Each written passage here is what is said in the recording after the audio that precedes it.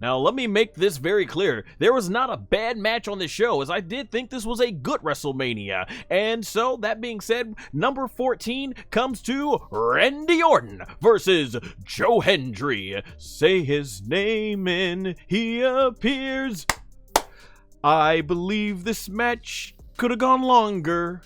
Okay, so Randy Orton, Joe Hendry. So, hey, big props to Joe Hendry coming on out here, getting, his big WrestleMania moment, getting that huge exposure for people that were just seeing Joe Hendry for the first time. They got to see millions of people, millions on Netflix and Peacock, were able to go ahead and see Joe Hendry live for the first time, see what this guy's all about. TNA got their world champion exposure, and there was not a squash match. Basically, it was a short match, but not a squash. Joe Hendry did get some offense in and showcase what he could do. Randy Orton, of course, went ahead and showed off his signature moves and everything. And honestly, this perhaps gave us the biggest viral moment of the entire event when Joe Hendry does his classic turn around, and then Randy Orton comes in with the RKO and bam, right out of frame.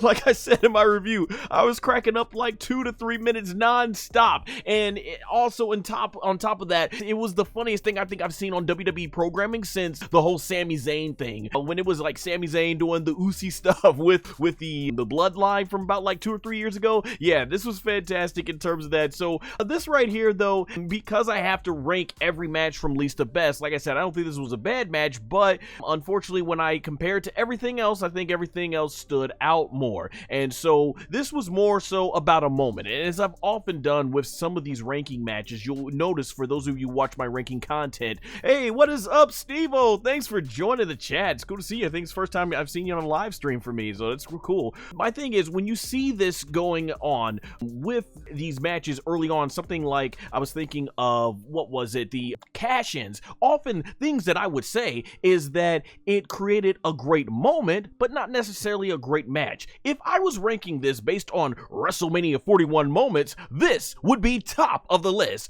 But because it's matches, I had to put this at the very bottom. But it did give us a really great viral moment, some good exposure for TNA, and looking back on it, having some time to process now, thinking about it. Because when I did my review, I was like, man, you think they would definitely want to showcase the world champion in a much more longer back and forth match and everything. But yeah, I think Joe Hendry though will be good, especially if one day he joins the WWE. So overall, yeah, just got to put this one at the bottom though, compared to other matches.